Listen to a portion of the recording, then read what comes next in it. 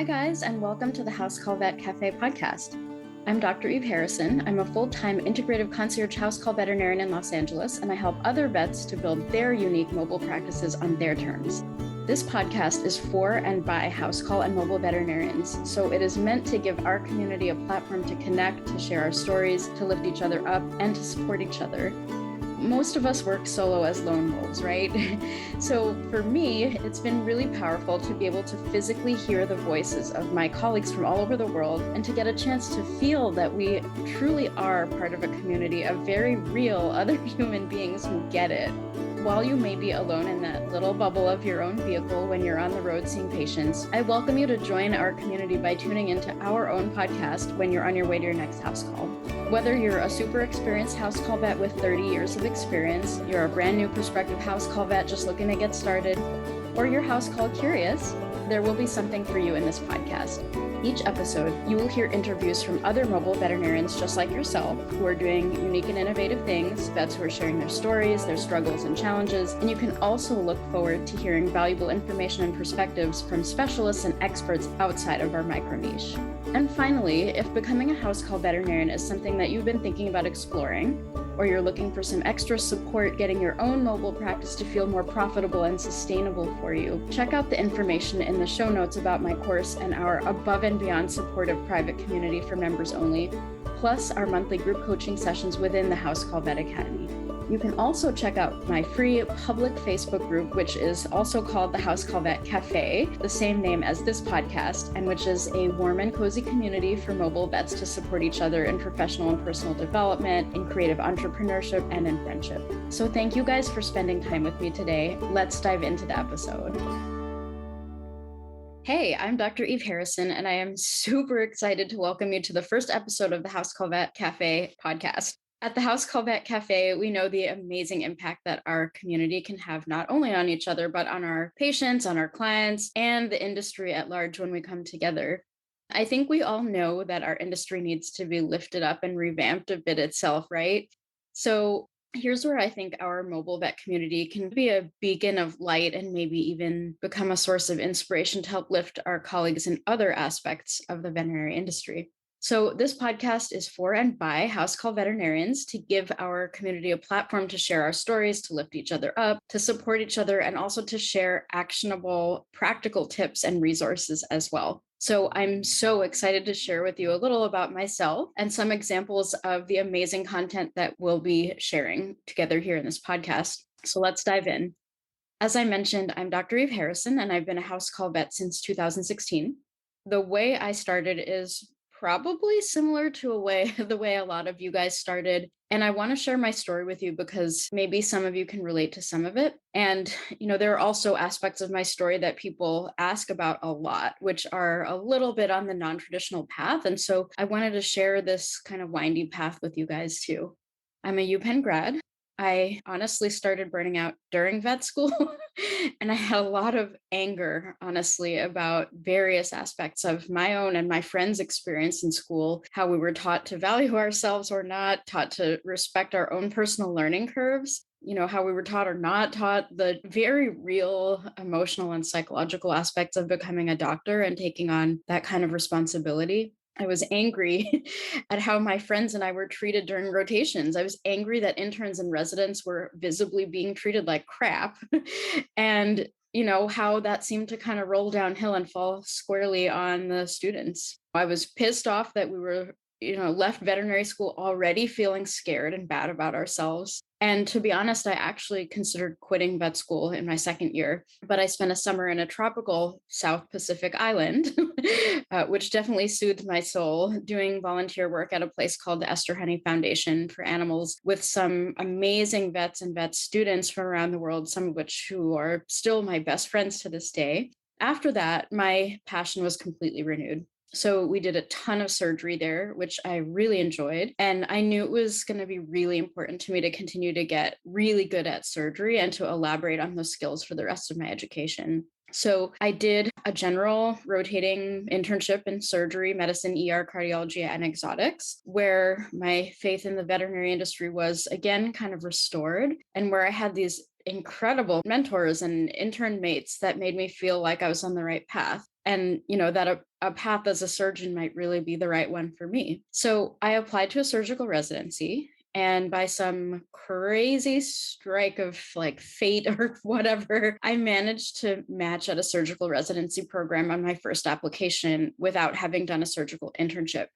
So I seriously did not expect that to happen, since I'd been told over and over and over again that no one gets a surgical residency on their first application.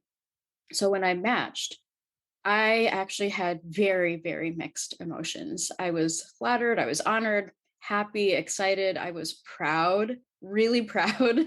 And also, on some level, I was really confused and terrified.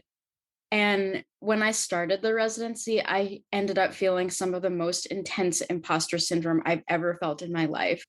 I felt deeply that I did not belong there, that I didn't deserve to be there, and that none of it was real. So I've never been the surgeon type, as they say. I don't really identify as being like arrogant or pushy or fast or abrupt. Like I'm not super indecisive as a rule, but I'm certainly not like excessively decisive either. And for anyone that knows me, I'm very strongly empathetic. I feel a lot for others. And, if I've fucked something up, I generally tend to own up to it and I apologize. So, when I'm unsure, I'm not too proud to ask for help. That's kind of my MO, like that. So these are all qualities that people usually don't associate with surgeons. I was fully aware of that. And I had also gotten a lot of encouragement from different colleagues and mentors who, did encourage me to still go for it, saying that these exact qualities were what could actually make me an exceptional surgeon. And I felt that could be true as well. My plan was to do surgery anyway, to kind of lean into my fears and to be a different kind of surgeon. I wanted to embody that you could be a badass surgeon and still apologize when you're wrong. You could be a badass surgeon and still ask for help. You could still be really empathetic and kind and care very much about your clients and patients and be a surgeon. So while I wanted that to be the outcome for me, I was also kind of fighting my own self about whether I was jumping into a world that was actually good for me to be immersed in. When I started my surgical residency, I also had, pretty severe cultural shock coming from my warm, cozy internship, where it was so clear that most of the folk there really cared about me as a human being and about my journey and my career. There was emotional support. There was cultural diversity, which is really important to me personally in the vet space. And there was a genuine sense of friendship and camaraderie there from the mentors and my intern mates. Most of the time in my internship, I felt that I was in a place where I was safe to learn and to explore this sort of weight of my new responsibilities as a doctor. So that being said, was it one of the hardest and most challenging things I've ever done at the time? Yeah, it was that too. But it also felt very supported. And when I finished that internship, I actually felt good about myself. In surgical residency, I felt instantly bad about myself and kind of like embarrassed and ashamed most of the time. So the vibe was completely different. It was clear that this was not a safe place for me to learn in the way I needed to learn. It was a place where you'd publicly get put on the spot to be made an example of, or to point out publicly how bad your decisions may have been as a doctor, even if, it was a subjective matter of doctoring style or of opinion. If you ask me, it was like Monday morning quarterback land, if you know what I mean by that. So everyone had an opinion, and it was very rarely support. And I have to also say that I saw multiple episodes of severe and overt racism and sexual harassment issues that occurred at that hospital. So some of those events were finally acted on several years after other folks and I reported them. I would say in retrospect, I believe action was probably only taken years after I left due to the Me Too movement, as well as these serious issues in our industry kind of coming to a little bit more of a center stage. All of that being said, there are a few mentors from my residency that I absolutely adore with my whole heart, and I feel incredibly grateful for their support, that they provided for me when I was going through all of that, and who I do still keep in touch with to this day, but they were the exception. It's probably not shocking that I ended up severely clinically depressed and gained 30 pounds. I ended up in therapy, which I'd done many times before, but also I ended up on multiple meds, which was the first time in my life that I'd ever had to do that. I think my meds may have really saved my life, but they weren't enough to save my residency. Eventually, the whole endeavor fell apart, and I finally came to terms with the fact that I truly did not and never would belong in that place. So at the time, things felt like an utter disaster in my life. And I was beyond ashamed. I was humiliated to leave my residency and for those mentors to have seen me at such a low in my life. I felt like, honestly, that I was an embarrassment, a joke of a veterinarian. And I suffered with those feelings for many, many years. After that, I did a ton of relief work. I did overnight ER work. I did a lot of mobile ER surgeries at different clinics since I had those skills, but I felt like I was floating. I literally never in my career ended up accepting a full time job anywhere, ever, because none of it felt right. And I felt like I just could not find my place in veterinary medicine. At this point, I was only about 5 years into my career, and I was feeling acutely aware of how much I'd sacrificed and how much more it would cost me. And honestly, I didn't like any of it. And it was kind of at this point that I considered leaving the industry completely. So at that point, I decided to partially put my career on hold and become a yoga teacher instead. The goal for me was to teach, of course, but also to kind of heal my own mind and also my body, which was now holding a lot more weight than ever before, and also holding on to a lot of chronic pain that I was having at the time. And I imagine there were a lot of factors to that, but probably a big one was the stress of not living my life in any sort of alignment with my beliefs or my true self, or honestly, kind of the types of people that I wanted to be surrounded by. So I became a yoga teacher and I taught for several years alongside really, really light part-time relief work. And, at this time I'd made a decision to live really, really humbly and to have a lifestyle with only kind of the bare essentials so I wouldn't have to do any more vet work than I could handle. Somewhere along that path, my dear, dear friend, Dr. Marcia Madrano, asked me to do some relief work for her house call practice in San Francisco. So that first house call I did for her practice, I knew I'd found my path and I needed to become a house call vet too. I bumbled around for a while, year or two, and eventually I started my own mobile practice. But the story didn't end there.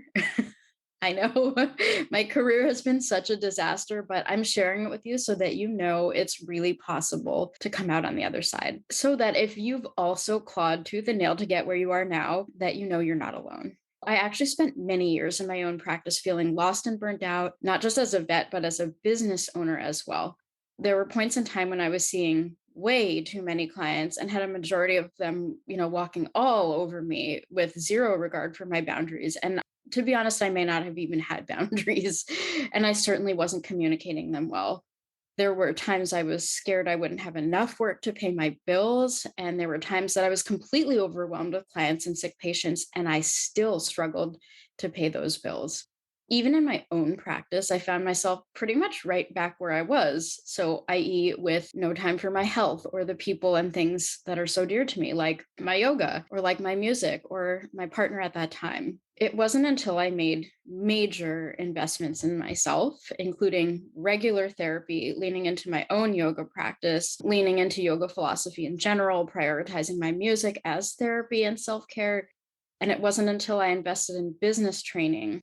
So I invested in 5 different online courses. I invested in spiritual and professional one-on-one coaching, which is very expensive, but a damn good investment. I did personal development workshops. My dear friend, Dr. Mariam Kamal, introduced me to Tony Robbins and brought me to one of his weekend workshops with her, where I learned a ton and have since been pretty much addicted to personal development, everything. And, after all of that and many years, my practice finally was able to become this sustainable and profitable practice that I'd always wanted it to be. And it was all done my way, on my terms. So I guess there's still a little bit of surgeon in me, right? My career has to be on my terms now, my way or the highway. And that's a pretty surgeon thing to say, isn't it? But, it is what it is. And the thing is, I finally know how to do that, how to create my own practice on my terms. After all of that work on myself and my practice and a lot of financial investment, honestly, I was able to finally start to practice from a place of emotional health and well being myself. It wasn't just about me. It wasn't, it was that I wasn't constantly aggravated at my clients and feeling they were draining me to the point of madness. I was able to provide more for my clients and my patients. I finally reached a point where I could give generously without resentment. And I could really be able to give my patients the level of care they deserved and have that come from the right place within myself. So when I finally realized that I had this amazing practice and I was finally happy as a vet and my business was doing really well too financially, I realized I had something that was really worth sharing with other folks. So I decided to create this online CE course, which is RACE approved, the House Call Vet Academy, so that other vets don't have to go through all of the years I went through trying to find a way to do this. So vet school didn't teach us any of this, right? Everything I know is because I learned it the hard way or because I made a decision to invest in training and mentorship for myself outside of the traditional way that we get educated as veterinarians. I figured all of the mistakes I made and everything I learned the hard way. Why should other folks have to reinvent the wheel and figure out from scratch how to apply some of this outside the box thinking to their house call practices? There's so much wisdom outside of our industry that we can apply to our practices. And I wanted to help integrate some of that knowledge into our space through the House Call Vet Academy and also through this podcast. So before we jump into more information about what you can expect for the future in this podcast, I wanted to share a couple other tidbits about me that are totally outside of my life as a vet. So to round it out, I play the flute semi-professionally when I'm not doing vet stuff. I play weddings occasionally, and I also play in a few orchestras, including the National Virtual Medical Orchestra and the Los Angeles Doctor Symphony Orchestra. I'm super grateful that these organizations accept me as a veterinarian, as a doctor, to be a part of the medical community, since we aren't always appreciated as true doctors in some company, right? So I'm really proud and honored to be a part of those communities and thankful. Aside from that, I play in a bunch of different folk and traditional music bands around Los Angeles and also weddings. I think I mentioned that. My house call practice is named after my cat Marigold, who passed away at the age of 20, but I now have a kitty named Maggie. And I'm a plant-based eater. I've always been super intrigued by mushrooms, just as like these strange organisms that they are, and also from a therapeutic perspective. So I've also gotten a little bit into foraging when I'm hiking too. And since this is a cafe, I should tell you what my favorite beverages are. So for coffee, I love the mushroom coffee from Four Sigmatic. From Starbucks, I love the London Fog. And in terms of herbal tea, I have 4 favorites that I wanted to share with you guys. So those are organic reishi mushroom with rooibos and orange from Traditional Medicinals, Cup of Sunshine from Traditional Medicinals as well, Divine Immune blend from Buddha Teas, which is so delicious. I just cannot get enough of that stuff, and Tulsi Sweet Rose from Organic India, and also mushroom matcha green tea from Four Sigmatic. Now that you know who's on the other end of your AirPods, I want to share with you what you can expect from this podcast. Episodes will come out anywhere between 1 and 5 times per month, and they will tend to be 30 to 60 minutes long. We'll be highlighting house call veterinarians in our community who are doing awesome stuff, unique and innovative things, and generally we'll be building the voice of our tiny but rapidly growing community. In addition to hearing personal stories from inside our own community, we'll be talking about some of the most commonly sought after subjects within this podcast. And that information will be coming to you not only from me, but from all of you guys and other experts in our community. Some of those subjects will include: how do I get my ducks in a row in starting as a mobile vet? What are some liabilities I need to be aware of as a mobile vet? What kinds of insurance do I need? How do I know if I need an attorney, and if so, what kind? Practical tips and guidance on IHE protocols and end-of-life care. We'll be talking about tackling bookkeeping for house call vets. We'll be talking about tips and tricks on solo animal handling, when and how to hire a tech or virtual assistant. We'll be talking about how to avoid taking on problem clients and how do we screen for them. When and how should we let go of problematic clients from our practices, i.e., how do we fire the wrong client, who's just not a good match for us? We'll be talking about retirement for mobile vets, what to do if a corporate mobile practice comes to your town. This is a very common question. How to get more patients into your practice, and what to do when you're overwhelmed with client emails, texts, and requests. So we'll be delving into a lot of material like that and, just kind of getting to know the members of our community. So if you are a mobile vet or prospective mobile vet looking for support, inspiration, and community, then this podcast is for you. If you identify with any of what we just talked about today, hit the button to subscribe on your favorite podcasting platform and join us in our free Facebook community by searching House Call Vet Café or by clicking the link in this episode description. I hope to see you inside. Thank you so much for listening to this episode of the House Call Vet Café. If you enjoyed this episode, then hit the subscribe or follow button on Apple Podcasts, Spotify, Google Podcasts, YouTube, or wherever you listen to podcasts so you never have to miss an episode. This podcast is made specifically for you, so don't be shy if you'd like to reach out and let me know your thoughts on this episode. You can find me on Instagram and Facebook as the House Call Vet Academy, where I also share more valuable content. If you're interested in learning more about consulting for House Call Vets or the House Call Vet Academy online course and community, please click on the link in the show notes. Have an amazing rest of your day, and I can't wait for you to join us for our next episode of the House Call Vet Café.